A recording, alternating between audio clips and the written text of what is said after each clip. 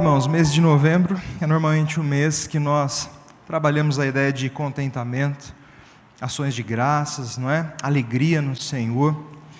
Por isso eu começo perguntando, do que depende a sua satisfação?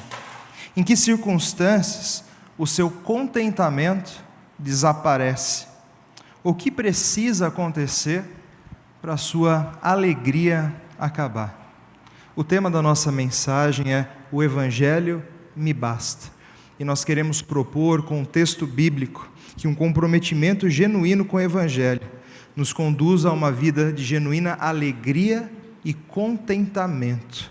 Quero convidar os irmãos a abrir a palavra de Deus comigo em Filipenses, capítulo 1, do verso 12 ao 21. Filipenses, capítulo 1, do verso 12 ao 21. Filipenses 1, do 12 ao 21, diz assim a palavra do Senhor: Quero ainda, irmãos, cientificá-vos de que as coisas que me aconteceram têm antes contribuído para o progresso do Evangelho, de maneira que as minhas cadeias em Cristo se tornaram conhecidas de toda a guarda pretoriana e de todos os demais, e a maioria dos irmãos, estimulados no Senhor por minhas algemas, ousam falar com mais desassombro a palavra de Deus. Alguns efetivamente proclamam a Cristo por inveja e porfia, outros, porém, o fazem de boa vontade, estes por amor, sabendo que eu estou incumbido da defesa do Evangelho.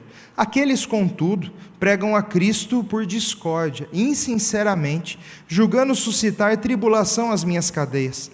Todavia, que importa? Uma vez que Cristo de qualquer modo está sendo pregado, quer por pretexto, quer por verdade, também com isto me regozijo, sim, sempre me regozijarei, porque eu estou certo de que isto mesmo, pela vossa súplica e pela provisão do Espírito de Jesus Cristo, me redundará em libertação, segundo a minha ardente expectativa e esperança, de que em nada serei envergonhado, antes, em toda ousadia, como sempre, também agora, será Cristo engrandecido no meu corpo, quer pela vida, quer pela morte. Portanto, para mim, o viver é Cristo e o morrer é lucro. Amém. Vamos orar mais uma vez? Deus bendito, nosso Pai amado, eis aqui a nossa vida, diante do Teu trono de graça, suplicando a Tua misericórdia, suplicando, ó Pai, a Tua bendita bênção sobre nós, para que, ó Deus, iluminado os olhos do nosso coração, possamos entender aquilo que pelo Senhor nos foi concedido gratuitamente, pela Tua palavra. Que o Espírito do Senhor ministre a nossa vida, que o Senhor nos conduza não apenas ao entendimento, mas também à vivência da Tua palavra, sonda o nosso coração e nos conhece, que a nossa vida seja para o Teu louvor, toda a honra e toda a glória seja dada ao Teu nome, pois oramos no nome de Jesus, amém. Um comprometimento genuíno com o Evangelho gera em nós uma genuína alegria e um genuíno contentamento. É muito interessante porque esses textos que nós lemos, cada um dos versículos, esses 10 versículos do 12 ao 21, cada um deles tem alguma expressão que se refere a Jesus, seja Jesus Cristo, seja Senhor, que é uma clara nomenclatura associada a Cristo no Novo Testamento, seja a palavra Evangelho. Todas essas expressões são referências a Jesus, e o texto que nós lemos, cada versículo tem uma referência a Jesus, mostrando para nós que a centralidade do nosso texto nada mais é, nada menos do que o Evangelho, esse bendito Evangelho que deve ser pregado. Por isso, um comprometimento com o Evangelho genuíno nos conduz a uma vida de alegria genuína e de contentamento genuíno. Antes de nós irmos para os versículos, permita-me lembrar os irmãos um pouco do contexto aqui da carta de Paulo aos Filipenses. Essa é uma das cartas da prisão, isso é, Paulo escreveu essa carta no seu primeiro aprisionamento em Roma, narrado ali em Atos 28.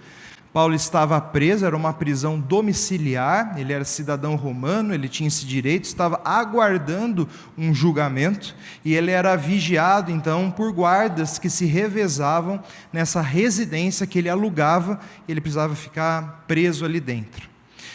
A igreja de Filipenses foi uma igreja plantada por Paulo, né? Em Atos 16, Lucas narra essa história de Paulo junto com os seus irmãos plantando essa igreja, e foi uma igreja plantada em meio a muita luta e muita dor, perseguição, açoites. Paulo esteve preso ali também em Filipenses, né, onde há a conversão do carcereiro. Então, em meio a muita dor, em meio a muita luta, surge essa igreja na cidade de Filipos.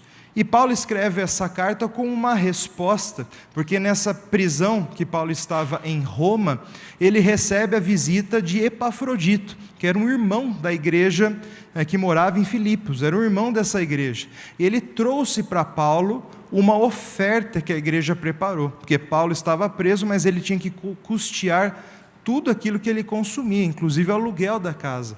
Então a igreja traz uma oferta para Paulo e passa essa oferta pelas mãos de Epafrodito.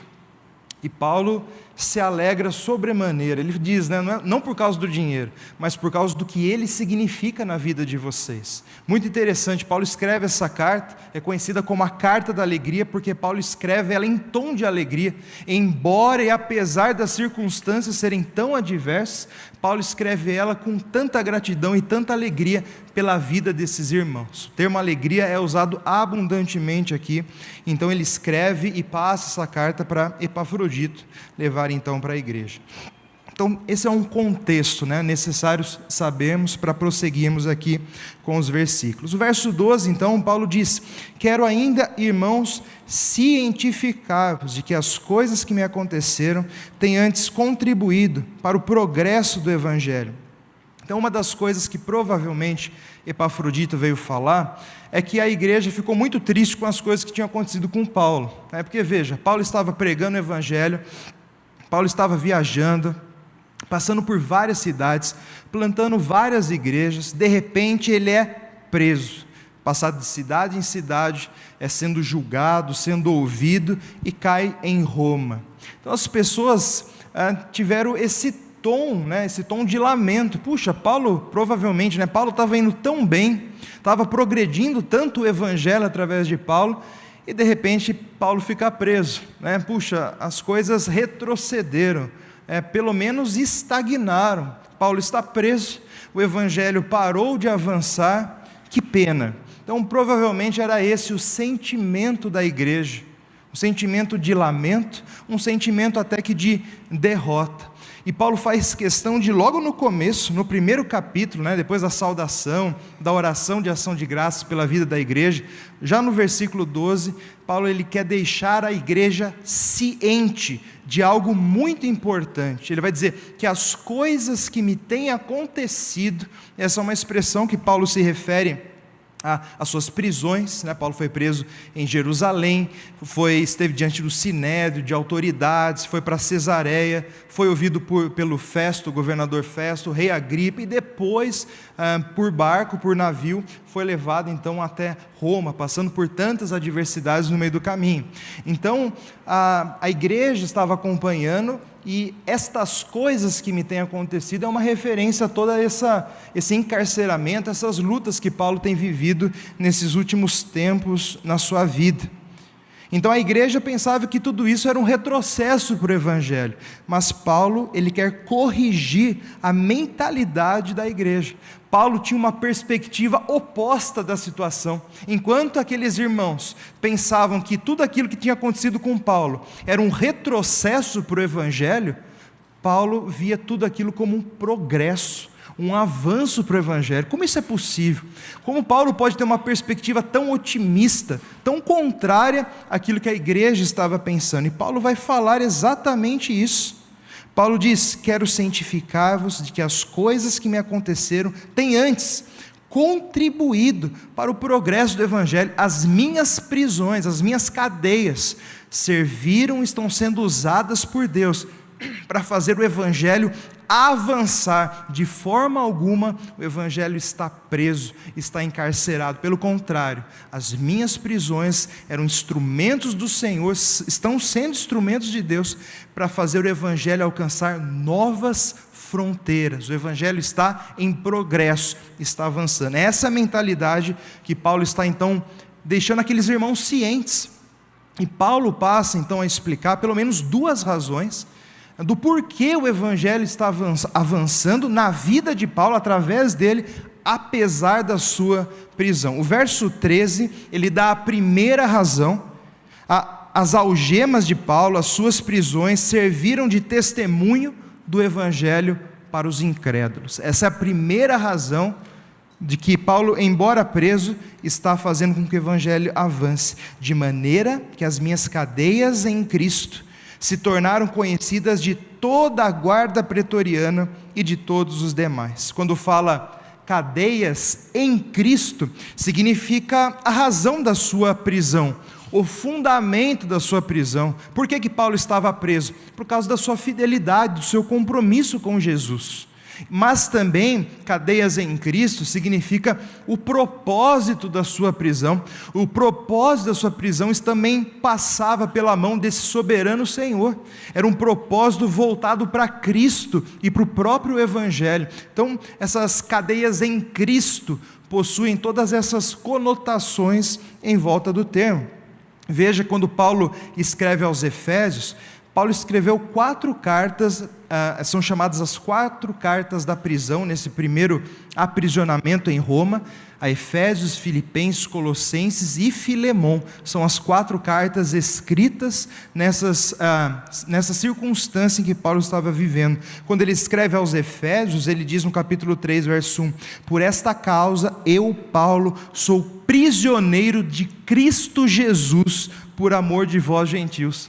Ele diz que ele era prisioneiro de Cristo Jesus. Quando escreve a Filemão, logo na saudação, ele diz a mesma coisa. Ele fala: Paulo, prisioneiro de Cristo Jesus, e o irmão Timóteo, ao amado Filemão, também o nosso colaborador.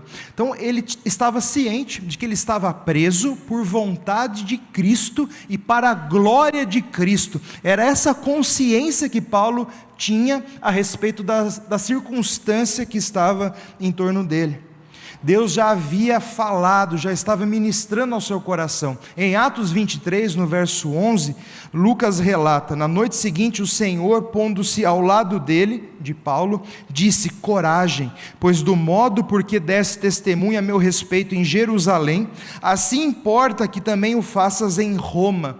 Então, quando Paulo foi detido já em Jerusalém, que esperava ele ir até Roma, Deus se revela e fala para isso, reafirmando tudo aquilo que Deus já havia, o Espírito já vinha falando, quando ele fala em Efésios, quando ele passa por lá na sua terceira viagem, fala, o Espírito confirma dia após dia que me esperam açoites, prisões em cada cidade que eu passo. Então era algo que Deus estava ministrando no seu coração. Paulo sabia que ele era prisioneiro de Cristo Jesus, mas também para a glória de Cristo Jesus. As suas cadeias em Cristo se tornaram conhecidas de toda a guarda pretoriana. A palavra guarda pretoriana, na verdade uma palavra só, é a palavra pretório. A palavra pretório significa o local onde eram feitos os julgamentos da época. Às vezes, em muitas cidades, localidades, o pretório ficava inclusive na casa do governador daquela região, que guardava ali os prisioneiros que iam ser julgados diante dele. E o pretório tinha consigo os seus arredores, os seus guardas, a guarda pretoriana, que eram os soldados que vigiavam aqueles que estavam presos, aguardando um julgamento. Por isso a palavra aqui é uma referência de fato a esses soldados que vigiavam Paulo, se revezando na sua residência, até o momento oportuno do seu julgamento. Então ele diz que essas minhas cadeias em Cristo se tornaram conhecidas para toda essa guarda. As pessoas estavam lá vigiando Paulo, e elas eram obrigadas a ficar lá, não podiam sair correndo, deixar Paulo sozinho, e elas precisavam então ouvir Paulo, estar com Paulo, e Paulo via isso como uma grande oportunidade de testemunhar. Podia ficar lá lamentando, para os guardas, mas testemunhava com vibração sobre a graça de Deus, sobre o Evangelho, sobre as suas cadeias em Cristo, do porquê ele estava ali. Paulo não tinha vergonha de falar, ele dizia o porquê estava ali, ele dava testemunho a respeito de de Cristo, da sua vida, para todos os que passavam, tanto para a guarda pretoriana como todos os demais. Ele podia receber visitas ali, de fato recebia pessoas e testemunhava para cada pessoa que entrava sobre a graça de Deus, sobre a razão da sua prisão e do propósito de Deus para a vida dele. Todos que visitavam e julgavam Paulo ouviam do Evangelho. Veja que Paulo não era alguém que desperdiçava as boas oportunidades. Ele era alguém que via as provações como uma providência de Deus. Não ficava se lamentando sobre as suas lutas, mas via as provações como providência, como oportunidades dadas por Deus a ele de testemunhar da graça do seu Senhor. Veja o que Paulo escreveu na mesma ocasião, quando estava preso, a igreja que fica em Colossos, Colossenses 4, do 3 em diante. Suplicai, ao mesmo tempo, também por nós, para que Deus nos abra a porta à palavra. Veja, ele pedia que a igreja orasse, para que Deus desse para Paulo mais oportunidade de falar. Abra a porta à palavra, é isso que ele quer dizer. A fim de falarmos do mistério de Cristo, pelo qual também estou algemado. Vê a perspectiva dele? Para que eu o manifeste como devo fazer. Portai-vos com sabedoria para os que são de fora. Aproveitai as oportunidades. Veja, Paulo sabia disso, sabia que nós precisamos ser intencionais nos nossos relacionamentos, precisamos entender que Deus nos coloca pessoas na nossa vida, para nós sermos instrumentos de bênçãos na vida dessas pessoas, instrumentos para comunicar o maior amor, a graça divina, esse precioso tesouro que nós fomos alvos, que nos alcançou, que alcançou o nosso coração. Nós precisamos ter a intenção de comunicar isso, aproveitar as oportunidades que Deus nos concede de falarmos da graça de Deus, seja na alegria, seja na luta. E a luta aqui é vista como um ambiente muito mais propício para testemunhar da graça de Deus, né? Porque qual outro momento para falar que a nossa alegria se encontra em Cristo, senão no momento que talvez as pessoas julguem que tudo aquilo que poderia nos trazer alegria foi tirado de nós. Mas quando mesmo nessas circunstâncias nós manifestamos gratidão, alegria e podemos dar a razão dessa esperança que há em nós, certamente as pessoas verão que há algo diferente na nossa vida, porque o que nos sustenta é essa graça maravilhosa de Jesus, essa alegria que Paulo pode transbordar, a carta da alegria, apesar da sua prisão. A segunda razão, no verso 14, do porquê o Evangelho avança, embora Paulo estava preso, é porque as suas cadeias serviram de estímulo para que irmãos da fé falassem do Evangelho de uma forma mais ousada e mais atuante. Versículo 14, a maioria dos irmãos, estimulados no Senhor por minhas algemas, ousam falar com mais desassombro a palavra de Deus. Paulo entendia claramente que ele era um instrumento. Veja, as pessoas eram estimuladas no Senhor através das suas algemas. Então Paulo entendia que a graça, o poder pertencia a Deus. A vida dele era um instrumento, e ele estava disposto a sofrer o que fosse preciso para que Deus comunicasse através dele a sua graça, e também estimulasse os irmãos a testemunharem mais ousadamente dessa graça. Quem que são esses irmãos que ele está se referindo? A igreja que estava em Roma, na sua maioria. Claro que ele recebia visitas de fora, mas provavelmente a maioria desses irmãos era a respeito da igreja que estava ali em Roma. Lembra que Paulo escreveu a carta aos romanos, mais ou menos no ano 57, quando ele estava na sua terceira viagem em Corinto, passando por Corinto. Ali Paulo escreve aos romanos. Ele escreveu naquela ocasião sem antes ter ido a Roma, mas sabendo que lá havia uma igreja, ele decide escrever uma epístola aos romanos. Por isso agora, 3, 4 anos mais tarde, ele chega então pela primeira vez em Roma para conhecer aquela igreja. Então muitos irmãos provavelmente estavam aproveitando a situação que Paulo estava lá para visitar aquele que tão graciosamente escreveu aquela epístola tão instrutiva à igreja que ficava em Roma. Então esses irmãos eram os irmãos romanos, que estavam sendo estimulados pelo Senhor a falarem, a vibrarem mais com a vida de Paulo. Paulo era um sujeito provavelmente muito entusiasmado, era alguém que vibrava, era a notória alegria que ele nutria pelo Senhor. E os irmãos vendo a situação que Paulo se encontrava, mas eles tão animados, pregando, falando do Evangelho, aquilo foi usado poderosamente pelo Senhor, e a vida de Paulo serviu como um instrumento de estímulo para que os irmãos falassem, veja, ousam falar com mais desassombro a palavra de Deus. A expressão é sem medo, eles têm mais ousadia para falar a palavra, eles têm mais intrepidez em comunicar. Nós sabemos que havia uma perseguição ali em Roma, ela vai estourar mais tarde no governo de Nero, mas já havia uma certa perseguição, uma certa rejeição, mas a igreja estava sendo estimulada pela vida de Paulo para falar ousadamente dessa bendita palavra, estimulados no Senhor,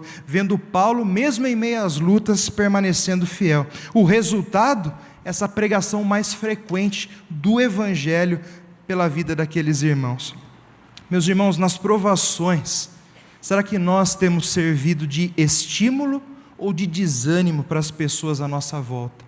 Essa pergunta que o texto traz à tona para nós meditarmos. Será que quando nós passamos por momentos de provações, nós desestimulamos os irmãos, ou nossa vida serve de estímulo? Nós contagiamos com a nossa alegria, com o nosso contentamento, porque Cristo é a nossa alegria. Ou será que nós ficamos cabisbaixos, só reclamando, falando mal, murmurando? Como nós passamos pelas adversidades? Somos um canal de bênção em meio às lutas ou não?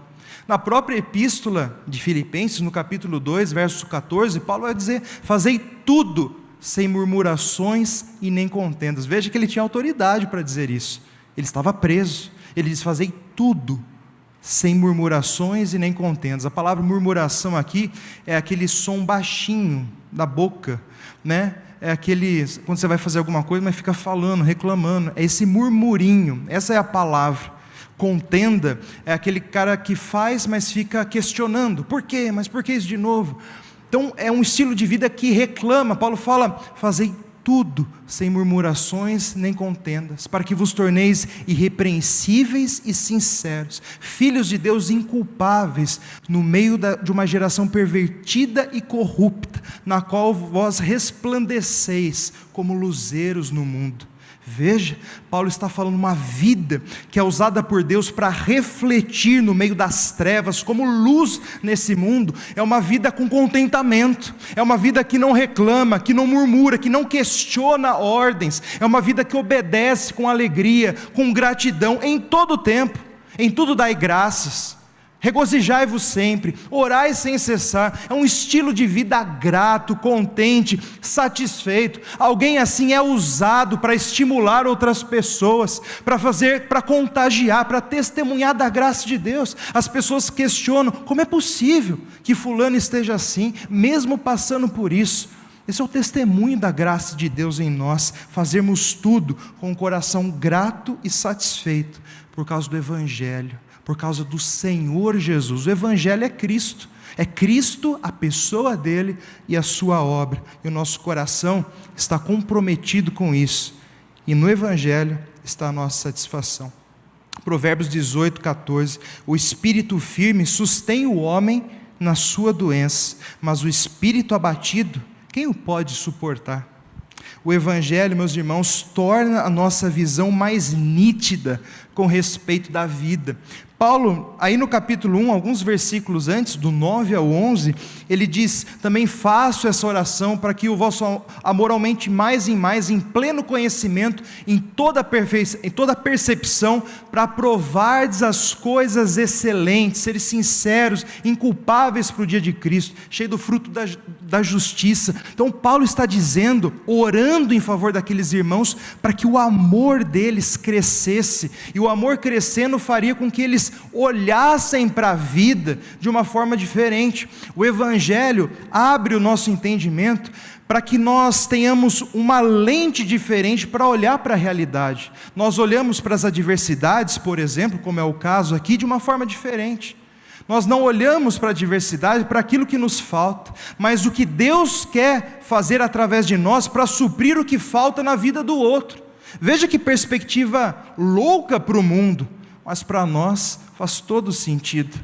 Lentes que Deus nos dá pelo Evangelho, que mudam a nossa perspectiva da realidade. O Evangelho nos lembra que a nossa vida não é a nosso respeito, mas a respeito da glória de Deus e do bem do nosso próximo. Nós somos instrumentos da graça e do amor de Cristo. Todavia, provações podem vir sobre nós, para que sejam providência de Deus para o meu próximo. 1 Coríntios 9, 23, Paulo vai falar: tudo faço por causa do Evangelho, a fim de que eu seja cooperador com ele.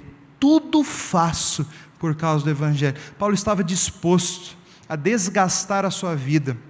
Em outras palavras, dizia: Deus, o Senhor faça comigo o que o Senhor quiser, para que o Evangelho avance, para que a tua palavra, como ele ora aos Tessalonicenses, 2 Tessalonicenses 3, fazendo oração para que a palavra de Deus seja glorificada e propagada. Então esse era o espírito de Paulo. Senhor, o Senhor usa a minha vida, para que a sua palavra seja glorificada e se propague, para que o Evangelho alcance novas fronteiras. Essa é a mentalidade de Paulo. Colossenses 1, 28 e 29, vai falar a respeito de Cristo, o qual nós anunciamos, advertindo a todo homem, ensinando a todo homem, em toda sabedoria, para apresentar todo homem perfeito em Cristo. Para isso também é que eu me afadigo, esforçando-me sobremaneira, segundo a sua eficácia, que opera eficientemente em mim. Veja, Paulo estava disposto a se desgastar para anunciar o Senhor Jesus. Aos Gálatas, em 4,19, ele fala: meus irmãos, meus filhos, por quem de novo sofro as dores de parto, até ver Cristo formado em vós. Ele fala: estou disposto a sofrer as piores dores, e de novo, e de novo, e de novo, para que Cristo seja lapidado em vocês, formado em vós.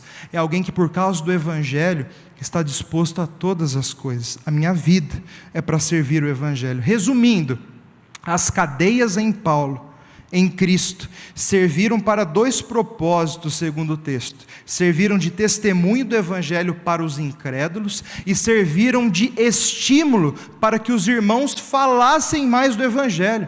Veja, o foco da cadeia da prisão de Paulo é para que o Evangelho fosse glorificado nos incrédulos e fosse mais propagado pelos crentes.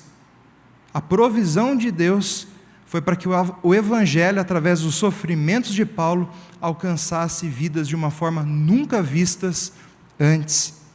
E você pode perguntar: e a providência de Deus para Paulo, no meio da adversidade? Porque quando nós sofremos, nós falamos: o Senhor quer fazer algo em mim. O Senhor vai usar essa adversidade para fazer algo em mim. Isso é verdade também. Deus faz com que todas as coisas cooperem para o bem daqueles que amam a Deus. Mas muitas vezes nós focamos tanto em nós, que nós não percebemos o que Deus quer fazer através de nós, no meio da adversidade. Deus quer usar a nossa dor, muitas vezes, muito mais na vida dos outros do que na nossa própria vida. E Paulo via isso de forma nítida. E a própria providência de Deus para Paulo, a própria alegria que Deus dava para Paulo em meio à dor, era essa: é de ver o fruto do seu sofrimento na vida dos seus irmãos. Essa era a recompensa de Paulo, era isso de fato que ele queria. Ele não queria outra coisa. Ele queria ver o Evangelho sendo glorificado na vida das pessoas. Essa era a providência de Deus para Paulo. Essa era a recompensa do seu enfado, das suas canseiras, dos seus sofrimentos. É ver o Evangelho, é ver vidas sendo transformadas. Que coisa preciosa, meus irmãos. Às vezes nós não conseguimos dimensionar isso. Quando Paulo fala com a sua igreja, ele fala: meus irmãos amados, muito saudosos, minha alegria, minha coroa. Sim, meus irmãos. Aos Tessalonicenses: pois quem é a nossa esperança, ou alegria, ou coroa, em quem exultamos na presença do Senhor Jesus? Não sois vós? João vai dizer: não tenho maior alegria do que essa, de saber que os meus filhos andam na verdade. Veja, a alegria desses irmãos eram ver seus discípulos, eram ver pessoas amando a Jesus. Essa era a recompensa para eles. O que nós vamos levar dessa vida, meus irmãos? O que é eterno que nós carregamos? É o nosso investimento na vida das pessoas, porque as pessoas são eternas. Não é dinheiro, não é bens, isso é pó, isso vai desaparecer, isso não é nada. O que vai durar para sempre é o que nós fizemos com relação ao Evangelho na vida das pessoas à nossa volta. É os discípulos que nós fizemos para Jesus, discípulos fiéis, capazes de fazer novos discípulos. É isso que nós vamos ter para apresentar para Jesus. Qual é a nossa coroa? Qual é a nossa glória que nós nos alegramos na presença de Jesus? São os nossos discípulos. É isso que nós teremos para oferecer ao Senhor, ainda assim cientes de que é a graça de Deus através de nós, que não é fruto em primeiro lugar do nosso empenho, porque não há nada em nós. É fruto da graça, mas Deus é tão gracioso que recompensa mesmo não sendo a nossa força, a força dele é em nós. Mas o que nós temos para apresentar para o Senhor? É vidas, é um tempo gasto com pessoas, é a nossa dedicação por outros, é um amor sacrificial e incondicional pelas pessoas. O Evangelho é isso, é a boa nova do amor de Deus ao perdido, e nós temos um compromisso com Cristo, com o Evangelho, de que através da nossa vida ele seja propagado e alcance novas fronteiras. Nós somos luzeiros para evidenciar a mensagem do Evangelho, seja na alegria, seja na tristeza, tudo faz por causa do Evangelho, para ser cooperador com Ele. Essa é a perspectiva. A nossa vida deve ser desgastada por pessoas, para aproximá-las do Senhor, começando dos nossos filhos, dos nossos cônjuges. Qual é o nosso empenho pelos nossos filhos? Quanto tempo gastamos nós ensinando a palavra para nós e depois para os nossos filhos? Quanto tempo nós alimentamos o nosso coração para alimentar os nossos filhos, alimentar as pessoas à nossa volta? Nós devemos ser mananciais, meus irmãos, para as pessoas à nossa volta, mananciais do Evangelho, da palavra. É isso que Deus requer de nós. Qual que era aquele que recebeu o talento e o escondeu? É aquele que não investiu em vidas, é aquele que desprezou as pessoas, é aquele que pensou na sua vida, na sua carreira, como algo que ele iria desfrutar, olhava para o seu futuro, fazia planos, entesourava para si, para ter muito e para poder descansar. É isso que o mundo prega como sucesso, é ter muito para poder descansar e aproveitar a vida para si. Mas sucesso aos olhos de Deus, ser bem-sucedido, é fazer discípulos. É isso que significa sucesso na vida. Não é acumular coisas, é acumular vidas para Jesus. Essa era a recompensa de Paulo pelos seus sofrimentos, ver o Evangelho alcançando fronteiras novas. Porque quando a nossa alegria se encontra no Evangelho, meus irmãos, ela está diretamente ligada ao bem-estar do nosso próximo. Amar a Deus sobre tudo e o próximo como a si mesmo. Em outras palavras, Paulo está dizendo: graças a Deus que eu fui preso, porque graças à minha prisão, o Evangelho chegou na vida desses soldados. Graças a Deus eu estou preso, porque por meio da minha prisão, reis, comandantes, centuriões, governadores, autoridades religiosas ouviram do testemunho do Cristo ressurreto. Graças a Deus eu estou preso, porque por meio da minha prisão, esses irmãos em Roma ousam falar do Evangelho com vigor nunca visto antes.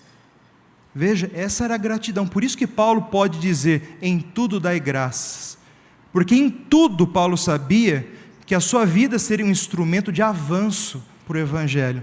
Isso era a recompensa que ele tinha pelas suas fadigas. Isso era de fato a alegria para Paulo. Como é triste, meus irmãos, ver pessoas passando tantos anos vivas e não fazendo um discípulo para Cristo, não deixando um discípulo para Jesus. Pessoas que não conhecem a alegria, de ser usado por Deus para comunicar o Evangelho para alguém e ver o Evangelho mudando a história da pessoa, a família, mudando o futuro.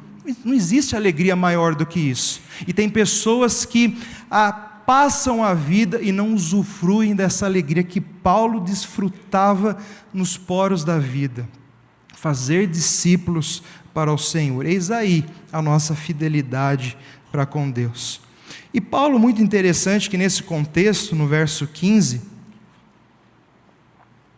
ele vai dizer: alguns foram estimulados a pregarem o Evangelho. Alguns efetivamente proclamam a Cristo por inveja e porfia. Ele fala que existiam irmãos ali que começaram a pregar o Evangelho por causa de ciúmes. E ele diz mais: pregam a Cristo, verso 17, por discórdia, insinceramente, julgando suscitar tribulação às minhas cadeias. O que ele quer dizer com isso? Provavelmente é uma referência a talvez alguns líderes da igreja de Roma, que vendo a igreja toda agitada, visitando Paulo, sendo estimulada por Paulo, começaram a ter inveja. Quem que é esse cara que escreveu para a igreja, que chega aqui, todo mundo vai lá, sai animado? Talvez alguns líderes dentro da igreja começaram a ter inveja e ciúme do ministério de Paulo, e começaram a pregar para se aparecer também, né? Começaram a pregar com um espírito de competição contra Paulo. Então Paulo está relatando isso daqui. Como que Paulo lida com isso? Versículo 18. Todavia, que importa? Todavia, o que importa? Uma vez que Cristo, de qualquer modo, está sendo pregado, quer por pretexto, quer por verdade, também com isto me regozijo, sim, sempre me regozijarei. Paulo reconhece que, apesar das intenções pecaminosas dessas pessoas, elas estavam pregando o Evangelho genuíno. Ele reconhece isso, porque se não fosse assim, Paulo seria muito duro. Você vê, por exemplo, em Gálatas, que o Evangelho estava sendo distorcido. Ele fala: se algum anjo vindo do céu, qualquer pessoa prega um Evangelho que vai além daqueles que vocês receberam, seja amaldiçoado, seja anátema, seja maldito. Então Paulo pegava muito pesado com as distorções do Evangelho. Ele reconhece que essas pessoas, embora com intenções pecaminosas, estavam pregando o genuíno Evangelho. Por isso ele diz: eu não me importo que essas pessoas tenham ciúme de mim, queiram o meu mal e queiram causar mais dor. Eu me alegro por causa do Evangelho, ele está sendo pregado. Isso por uma razão muito simples, irmãos, porque o poder não está no mensageiro, mas na mensagem. Em outras palavras, o poder não está em quem prega o Evangelho, o poder é o próprio Evangelho. Paulo sabia isso, então eu não me importo se essa pessoa está, quais intenções da pessoa, se ela está pregando o verdadeiro Evangelho, eu estou feliz com isso. Como Paulo disse: não me envergonho do Evangelho, porque é o poder de Deus para a salvação de todo aquele que crê. Romanos 1,16. Em 1 Coríntios, capítulo 1, verso 18, certamente a palavra de Deus é loucura para os que se perdem, mas para os que creem, poder de Deus. Vê? O poder está no Evangelho, na mensagem, não em quem comunica a mensagem. A mensagem é poderosa. Se você a pregar com fidelidade, Deus fará o trabalho dele através do Evangelho. É isso. Veja, as pequenas diferenças que há entre nós pouco importa diante daquilo tão precioso que deveria nos fazer alegrar, que é o Evangelho. É isso. Paulo não se importa de estar sofrendo e de ver pessoas querendo mais sofrimento para ele. Se o Evangelho está avançando, com isso ele pode se alegrar muito mais do que se entristecer. Era isso bastava para Paulo. Ele estava contente no avanço do Evangelho. O seu contentamento e a sua alegria era o Evangelho. O fundamento da vida, meus irmãos, do cristão é isso. É a glória de Cristo. É a glória do Evangelho, é ver Cristo sendo anunciado, é ver Cristo mudando a história das pessoas. Esse é o nosso comprometimento, nisso está a nossa alegria. Por isso o nosso comprometimento está com o Evangelho, nós podemos usufruir de genuína alegria e de genuíno contentamento. Verso 19, estou bem certo de que isto mesmo, pela vossa súplica, provisão do Espírito de Jesus, me redundará em libertação, segundo a minha ardente expectativa e esperança, de que em nada serei envergonhado, antes, com toda ousadia, como sempre, também agora, Cristo será engrandecido no meu corpo, quer pela vida, quer pela morte. Veja, a glória, a providência, a recompensa de Paulo era uma só: Cristo será engrandecido, seja na minha morte, seja enquanto eu viver, eu estou contente, porque Cristo será engrandecido, a minha vida continuará sendo instrumento de Deus para a glória do meu Senhor. Porquanto para mim o viver é Cristo e o morrer é lucro. Essa dimensão desse versículo tão curto, mas tão profundo de que Paulo fala: a minha satisfação, toda a minha vida é para o nome de Cristo ser engrandecido, é para viver em função dele, viver em função do Evangelho, da glória de Cristo alcançando a vida das pessoas. Com isso, eu estou satisfeito e me contento. O fundamento da vida é a glória de Cristo do Evangelho. Um comprometimento genuíno com o Evangelho nos conduz a uma vida de genuína alegria e contentamento. Que a nossa vida seja assim, meus irmãos, uma vida que transparece claramente que a nossa alegria não está em coisas que possuímos, mas a nossa alegria está no nosso Senhor.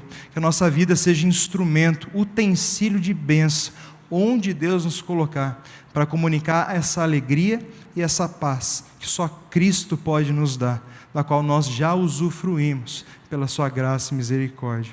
Amém? Vamos orar nesse momento. Baixe sua cabeça, feche seus olhos. Quero convidar os irmãos para nos ajudar com o hino, para virem à frente. Tem esse tempo de oração, para que você possa responder a Deus. Tudo aquilo que Deus falou com você pela sua palavra, o que você tem a dizer para Deus.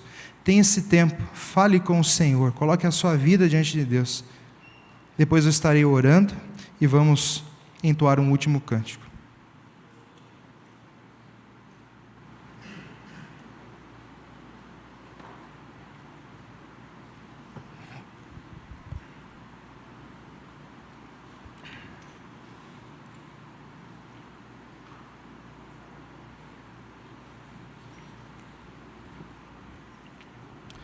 Ó Deus amado, muito obrigado pela Tua palavra, viva, santa e poderosa.